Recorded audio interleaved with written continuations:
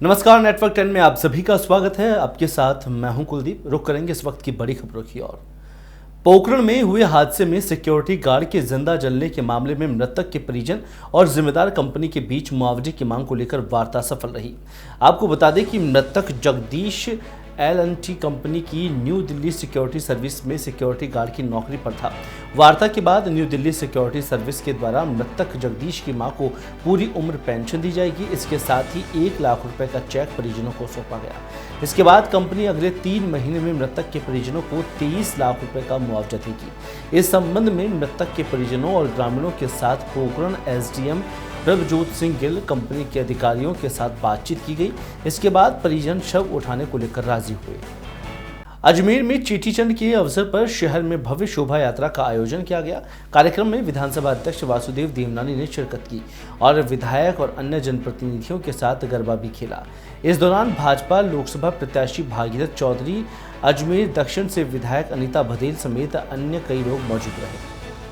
दौसा के बरहावड़ा गांव में लोकसभा चुनावों को लेकर सीएम भजनलाल शर्मा ने दौसा लोकसभा में भाजपा प्रत्याशी कन्हैयालाल मीणा के समर्थन में जनसभा को संबोधित किया। सीएम भजनलाल शर्मा हेलीकॉप्टर से जनसभा स्थल पहुंचे, जहां जिला प्रभारी मंत्री कर्नल राज्यवर्धन सिंह राठौड़ भी सीएम के साथ मौजूद रहे।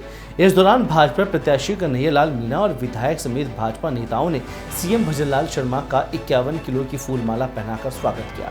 इस दौरान सीएम भजनलाल शर्मा ने जनसभा को संबोधित करते हुए कहा कि प्रधानमंत्री नरेंद्र मोदी के द्वारा ERCP परियोजना को राष्ट्रीय परियोजना घोषित करने से पूर्वी राजस्थान के लोगों को बांधों में पानी आने से पेयजल का लाभ मिलेगा। उन्होंने पीपर लीक मामले को लेकर भी कांग्रेस सरकार पर जमकर निशाना साधा। अलवर लोकसभा क्षेत्र से भारतीय जनता पार्टी के प्रत्याशी भूपेंद्र यादव के समर्थन में हरियाणा के मुख्यमंत्री नायब सैनी मौके पर पहुंचे और तिजारा में जनसभा को संबोधित किया।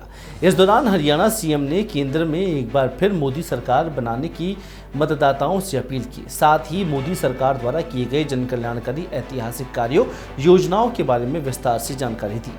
जनसभा को संबोधित करते हुए तिजारा विधायक महंत बालकनाथ योगी ने विकसित भारत के संकल्प को दोहराते हुए सभी से भारतीय जनता पार्टी के पक्ष में मतदान करने की अपील की। गुजरात में बीते दिनों क्षत्रिय समाज की महिलाओं के साथ कैबिनेट मंत्री पुरुषोत्तम रूपाला की ओर से अभद्र टिप्पणियों के मामले में करणी सेना के राष्ट्रीय अध्यक्ष महिपाल सिंह मकराना और राज सिंह शेखावत को गिरफ्तार करने पर बांसवाड़ा में करणी सेना और क्षत्रिय सम्मानजनों के साथ ही विरोध प्रदर्शन किया गया।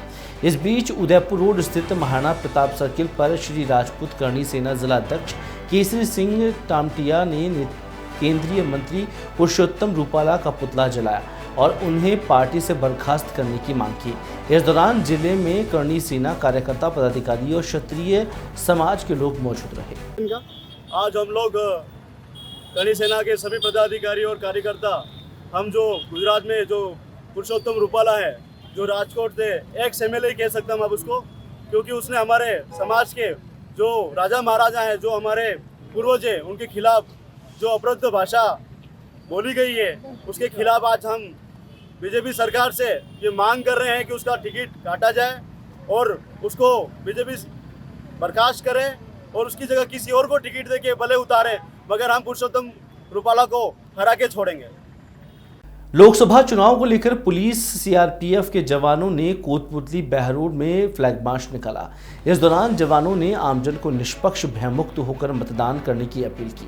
ये फ्लैग मार्च जिला पुलिस अधीक्षक वंदिता राणा, नीमराणा अतिरिक्त पुलिस अधीक्षक शालिनी, बहरोड DSP कृष्णा कुमार यादव के नेतृत्व में निकाला गया। फ्लैग मार्च ग्राम खेड़की और साथ ही कई गाँवों से होते हुए नारेड़ा कला पहुंचा। इस दौरान जनता से मतदान के दौरान शांति बनाए रखने को लेकर जागरूक किया गया। बांसवाड़ा में भारी वाहनों की आवाजाही की रोक के बावजूद शहर में दिन भर भारी वाहन दौड़ते नजर आते हैं। ऐसे ही भारी वाहन की चपेट में आने से एक महिला बुरी तरह से घायल हो गई। परिजनों द्वारा घायल को अस्पताल में इलाज के लिए भर्ती किया गया, लेकिन चिकित्सकों ने महिला को मृत घोषित कर दिया। मृतक के परिजनों ने CCTV फुटेज खंगाला तो लोहे के सरिये से भरा ट्रैक्टर गुजरता हुआ दिखाई दिया। ये मामला बांसवाड़ा शहर के राज तालाब थाना क्षेत्र का बताया जा रहा है। महिला की मौत की जानकारी मिलने पर जिला पुलिस ने देर रात परिजनों की भीड़ लगी। जहां पर मृतक के परिजनों ने मामले को लेकर थाने में मुकदमा दर्ज करवाया है। खेरतल में हिंदू नववर्ष धूमधाम के साथ मनाया गया। इस दौरान क्षेत्र में भव्य शोभा यात्रा निकाली गई। शोभा यात्रा के स्वागत के लिए शहर में 15 स्वागत द्वार बनाए गए, जगह जगह पुष्प वर्षा कर स्वागत किया गया। ये शोभा यात्रा झूलेलाल मंदिर से आरंभ होकर विभिन्न मार्गों से होते हुए वापस झूलेलाल मंदिर पहुंची, जिसके बाद क्षेत्र में होनहार बच्चों पत्रकारों का सम्मान किया गया। इसके बाद देर रात तक भंडारे का आयोजन हुआ। इसमें एक दिन पहले मातृशक्ति जन जागरण बाइक रैली भी निकाली गई थी। टॉक में बीजेपी प्रत्याशी सुखबीर सिंह जोनापुरिया देवली विधानसभा में ग्रामीण क्षेत्रों के दौरे पर रहे।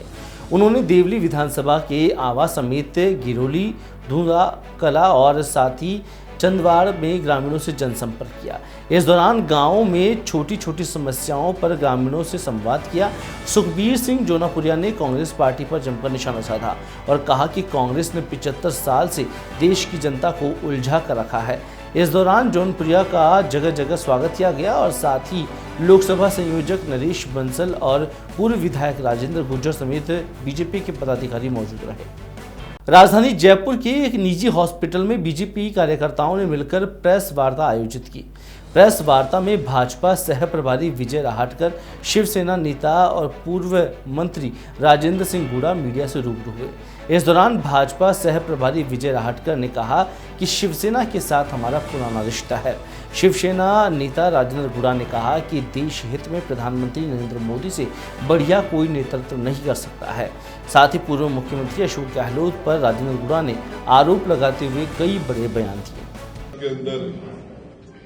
चुनाव हो रहे पूरे हिंदुस्तान के लोकसभा के 19 और 26 को, तो इसके अंदर हमारा राष्ट्रीय स्तर पर शिवसेना शिंदे गुट के मैं राजस्थान का कोऑर्डिनेटर हूं और हमारा हिंदुस्तान लेवल पर हमारा अलायंस है और उस अलायंस को दृष्टि में रखते हुए हम भाजपा को समर्थन राजस्थान में भी सभी सीटों पर कर रहे हैं। और ये जहां भी हमारे मुख्यमंत्री जी भजनलाल जी और हमारे राजस्थान की सरकार, हमारे पार्टी, हमारा जो अलायंस बीजेपी है, इस पे जिस जगह काम करना है तो जो भी उनके निर्देश होंगे, जो भी सूट करेगा उस हिसाब से हम काम करेंगे। पिछली सरकार के अंदर जब गहलोत साहब ने जिस तरीके से सरकारी मशीनरी का दुरुपयोग करते हुए उन्होंने चार्ज लगाते हैं आज कि ईडी का दुरुपयोग हो रहा है, सीबीआई का दुरुपयोग हो रहा है और इनकम टैक्स का दुरुपयोग हो रहा है। मैं बताना चाह रहा हूं कैसे कैसे हमारे पूर्व मुख्यमंत्री जी ने झूठे मुकदमे लगाए और उन्होंने पुलिस का, एसओजी का, एसीडी का जिस लेवल पर उन्हें दुरुपयोग करने की पराकाष्ठा की। मेरे खुद के 6 से 7 मुकदमे झूठे लगाए। किस तरह एक जोधपुर में पिपाड़ का मामला था और एक पोस्को मामले के अंदर, कहीं किसी महिला के मामले के अंदर मुझे वहां से जोड़ने की कोशिश की गई। जब मैंने विधानसभा में राजस्थान महिलाओं के अत्याचार में 1 नंबर पर आ गया था और इसके खिलाफ सिर्फ 2 बातें मैंने रखी कि अपने गिरेबान में झांक के देखो, तुम हिंदुस्तान की मणिपुर की बातें करते हो। तो उसके बाद गहलोत हमारे मुख्यमंत्री जी उस टाइम के, उन्होंने मुझे सरकार से बर्खास्त किया और उसके बाद भी तरह तरह के जिस तरह मुकदमे लगा के उन्होंने जो किया, उन सारी बातों को ध्यान में रखते हुए हम सभी ने ये फैसला किया, हमारी पार्टी ने, मेरे समर्थकों ने, कि हम राजस्थान की सभी 25 सीटों के ऊपर भाजपा को मजबूत करने का काम करेंगे।